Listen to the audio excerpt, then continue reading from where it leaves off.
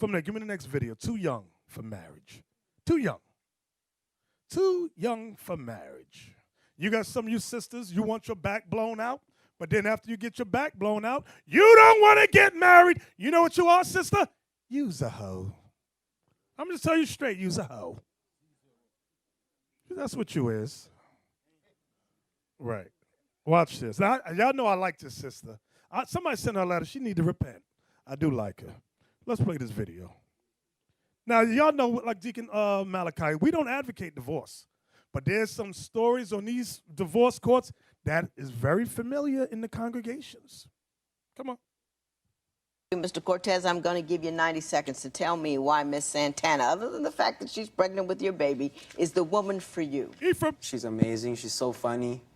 He looks like somebody here. Go back to the beginning. She's that one girl. He looked like one of the brothers here. Just go on back. Mr. Cortez, I'm going to give you 90 seconds to tell me why Miss Santana, other than the fact that she's pregnant with your baby, is the woman for you. She's amazing. She's so funny.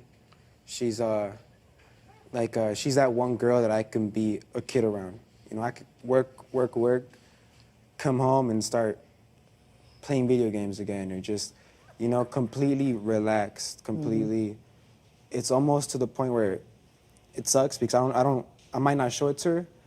You know, I might not be all romantic, but that's how I show it. I'm so comfortable with her. I'm so relaxed with her in my house. That's how you show your love for her, is to play video games with her? Well, she's playing there with me too. Sometimes she starts playing without me, you know? It's that thing I love about her. It's like she's you know, we can be playing sports, we can be hiking, we could be swimming. In other words, you're a good girlfriend and boyfriend. You're great little kids together. Yeah, exactly. I wouldn't change anything about her. You didn't notice the sarcasm there. Let me try it again.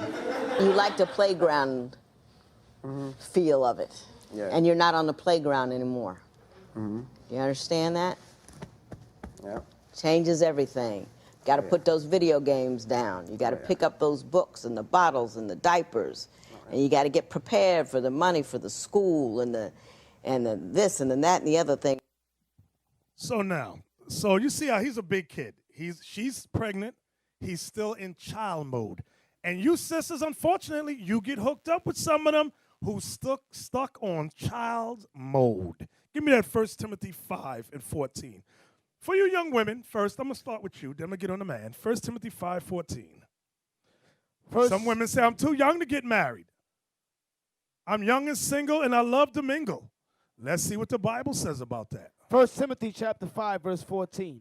I would therefore that the younger woman marry. What should they do? Younger woman marry. No, mingle around, get to know people. I will therefore that the younger woman marry. Bear children. Have children. Guide the house. Guide the house. Give none occasion to the adversary to speak reproachfully. Now they speak, you know when they speak reproachfully? When you women get hooked up with a young man who's a boy, who's a child. I'm going to show you that. Give me that Luke 7:31. Christ spoke about the men of his generation. Luke 7:31. That's what he said. Because this argument we always hear in the councils. Women say, I'm young, I got married to this dude, and he's a child. He can't keep a job. He don't know what to do as a man. Read that. Luke 7:31. And the Lord said, whereunto then shall I liken the men of this generation? And to what are they like? They are like unto children sitting in the marketplace. They're immature. Christ was getting on the men of his generation. And guess what? The men of his generation are the men here. He said they're like children. Immature. Immature. So sisters, sometimes you have to wait. He might be 30 years old, but his mentality is 19. Remember that. Not all of them, but some of them, depending on how they were raised and brought up. From there, give me Tobit 1:7. Tobit 1:7. Immature brothers want to get married. And you know what? These immature brothers want to get married. They just want to get their rocks off. They want sex, but not the responsibility of what comes behind having sex. Sometimes you just have sex one time, and guess what happens to her? She gets pregnant. Now then you should have never put your pecker in her. Give me that. Give me that. Tobit 1:7. Tobit chapter 1, verse 7. The first 10th part of all increase I gave to the sons of Aaron, who ministered at Give me 8. I Jerusalem. think it's 8 on one. When I became the age of a man, that one. What verse is that? 9. 9, Sorry, thank Bishop. you. Tobit chapter 1, verse 9. Furthermore, when I was come to the age of a man, And I came to the age of a man. Go ahead. I married Anna of mine own kindred, He married Anna of his own people, and of her I begat Tobias. and he had a child named Tobias. What is the age of a man? Watch this. Give me Numbers chapter 1, verse 3. You got this little idiot on YouTube talking about the age of a man could be 17, it could be 16. No, it cannot. Morons. Watch this. Numbers chapter 1 and verse 3. From 20 years old and upward, all that are able to go forth to war in Israel, thou and Aaron shall number them by their armies. What age do we go to war, brothers? Okay, watch this. Hold that precept. Now get me the one in Deuteronomy 24 and 5. You went to war at the age of 20. Watch this. Deuteronomy chapter 24, verse 5. When a man hath taken a new wife, he shall not go out to war. When a man have taken a new wife, he shall not go out to war. What age do we go to war? So if you got married, it said you could not go to war. It's about physical war, brothers. Go ahead. Neither shall he be charged with any business. Neither shall you be charged with any business. Is that the whole verse 5? No, sir. But he shall be free at home 1 year, and shall cheer up his wife which he hath taken. Now let's see why you got to be home 1 year to cheer up your wife. Get me chapter 20 of Deuteronomy, verse 7. Deuteronomy chapter 20, verse 7. And what man is there that hath betrothed a wife, and hath not taken her? Let him go and return to his house, lest he die in the battle, and another man take her. See that? It said you got to. So cheering up your wife means have sex, and guess what? Babies. Lest another man come behind you because you died in battle, and take her. Okay. So now watch this. Watch this. Give me the next video. Can a living boyfriend boss her kids? Now, before you play that, let me set it up. Make sure you get the video. Yeah, that's it. So, what we looked at first was an immature brother married to a sister who's about to have a baby. You sisters got, that's why Sirach 6 and 9. Give me that, give me that, give me that, give me that, give me that. Sirach 6 and 9. This is why it falls on you women. It falls on you women. You want to put the responsibility so much on a man, but it's on you. Watch this. Sirach chapter 6, verse 9. And there is a friend who being turned to enmity and No, strife. 7, I think. The one that says, prove a friend. Sorry, Bishop. Sirach 6 and 7. If thou wouldest get a friend, prove him first. If thou wouldest get a friend, sisters, prove him first. Some of you don't want that. You look at his shoulders. You look at his feet. You look at how big his hands are. Whatever little, whatever they, women, you know, they got some, what is it called? Some breakdown on how to know if a man is packing or not. Right. They look at the size of the feet, the size of the hand, whatever they got thing going on. Then you get with this dude, and he's a big mama's boy. Now you're pregnant, and he's playing video games, and you're mad. So when we hear those stories, sister, we say, that's your fault. That's your fault. We told you he was a big kid from the beginning, but you looked at his shoulders, his big hands, he could pound the basketball. Wow! He gonna knock my back out. So now you pregnant. Now you're going to have to go to the welfare because he ain't taking care of you. Shame on you for being dumb. That's what the Bible talks about. We're going to get into that, women, and their mental thinking process. So now, some of you sisters hook up with a man, and you know you got kids. Sister coming to the truth, she might have 1 or 2 or maybe 3 babies. Some of you 4 or 5, but you got kids. And you move a man into your house. Let's roll a video. You say that you have different parenting styles for her children. And so why don't you tell me what your concerns are with respect to the way in which her children are parented? Well, I was raised, kind of old school. And, How old are the kids, by the way? 10 and 16. Okay. So I was raised old school, and I mean, when you take a shower, you take maybe a 5-10 minute shower, not a 45-minute shower. Like, you're done with the TV games at night, you shut them down, things things are being left on. It's kind of like Look when at I the get lady's on the face in the kids back. and sort of try to discipline them or chastise them about that, I'm being too Hey, hard what on he the saying kids. ain't wrong. And What I he feel saying like, ain't wrong. you know, I'm in a place where, you know, I have no say, you know, when it comes to disciplining the kids, and that's not a good feeling to have as a man in a home that's trying to be a male. Are you paying bills there too? I mean, you guys are splitting Yeah, the rent and I all help that with the kind of bills, stuff. Is that yeah. true? Not splitting the rent, no. What does he pay? He was paying the cable and our cell phone bill, and then he complained about that. Was that it? Cable and cell phone? Everything. I pay for the office. We went half on the office. But I'm and talking some about other the bills. house where you The lived hou- in, where you laid your head. Yeah, for Did a while you pay I rent was, there? No, but you was then not. when the bills started getting astronomically high, I just felt like No. and I had no say so, and the bills becoming that high, I don't just, believe No, that was his I don't complaint believe you, Mr. I don't before. The believe you at all. first 2 years. Ms. Ellis, I'm going to give him a little room here. Those were her kids in her house. Who are you to tell her how much shower time they should have? Shower, Yeah, I which was mean- ridiculous. No, I'm talking to you. Okay.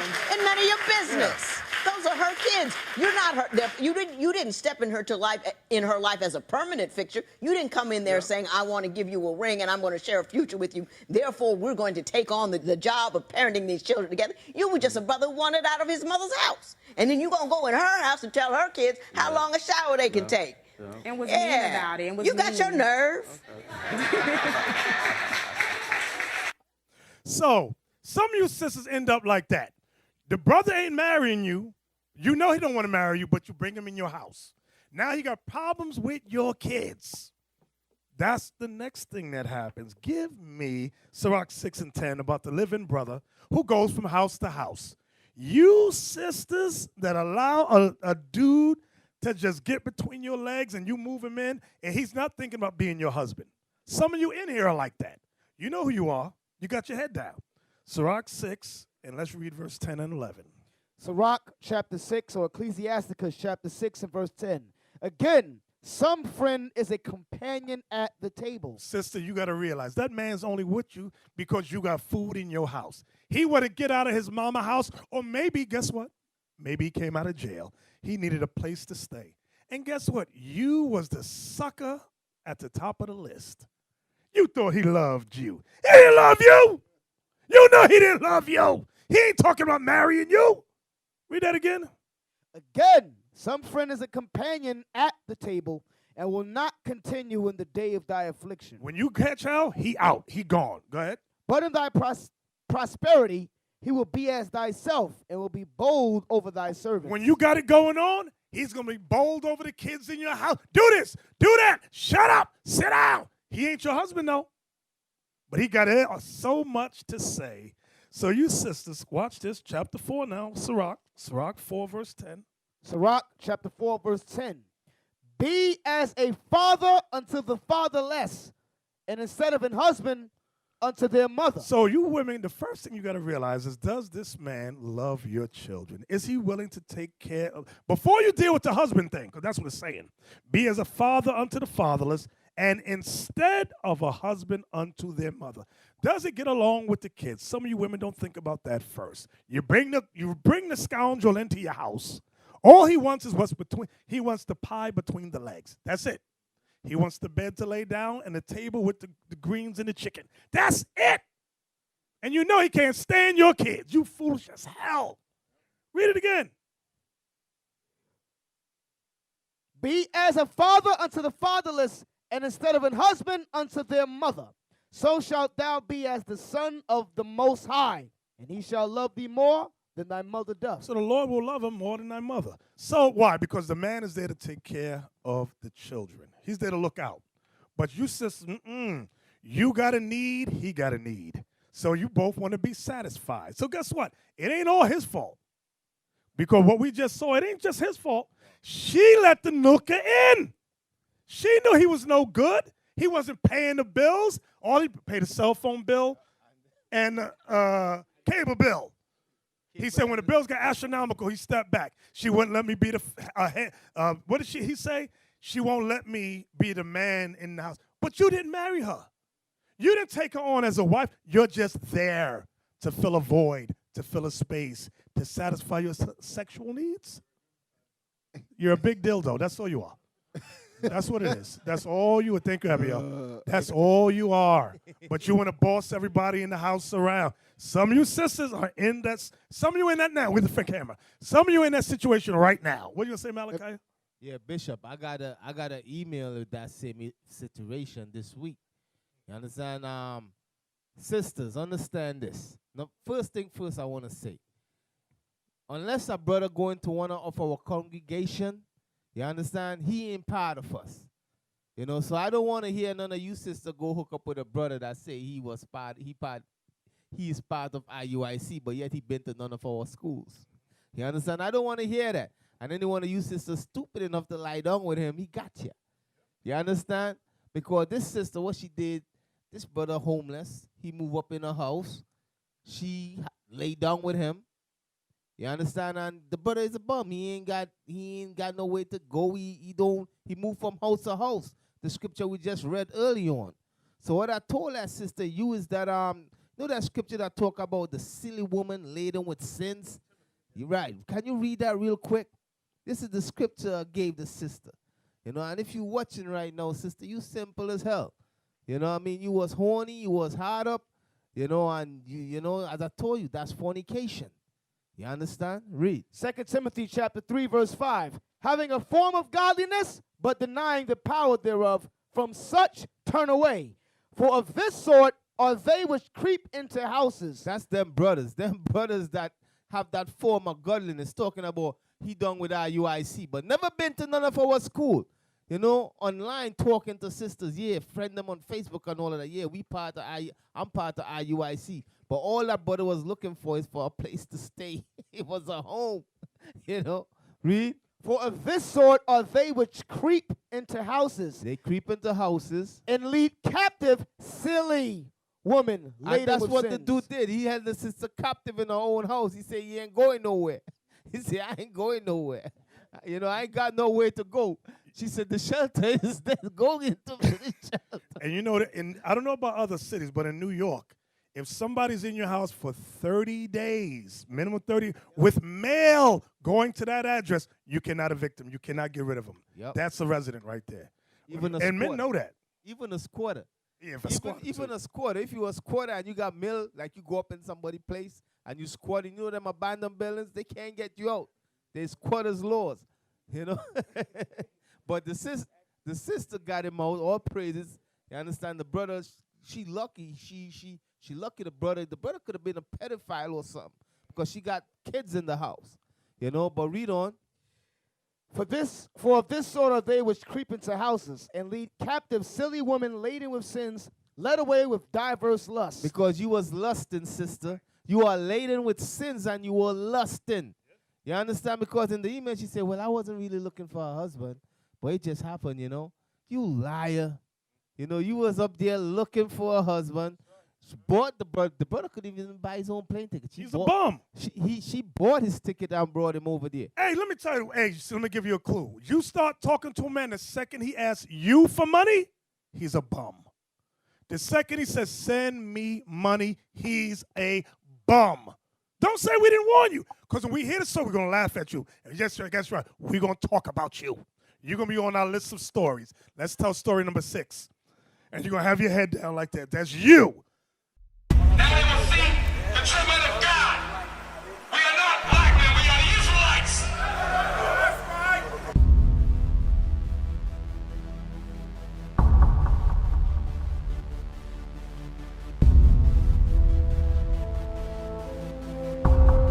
Take care of us. Take care of us. And our children too. And our children too. We have abandoned. We have repented. How about you? How about you? People want to know who's the king. O nation of Israel, it's time to return to the Father. O nation of Israel, it's time to return to the Father. Now why they trying to make it so hard to serve God? And why when I say that I'm a Jew, it sound odd? For years years I've been walking around saying that I'm a black man. I ain't saying that no more, it sounds wrong, man. This is Bishop Nathaniel of Israel United in Christ. Please subscribe to our YouTube channels. Stay up to date with our latest events, music, and classroom lessons.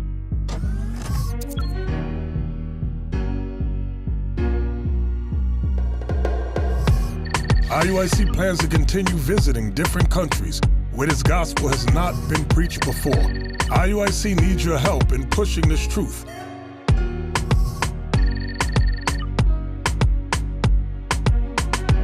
So join us.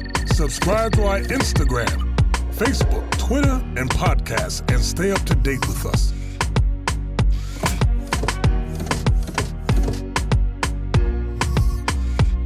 For more information, please visit www.israelunite.org.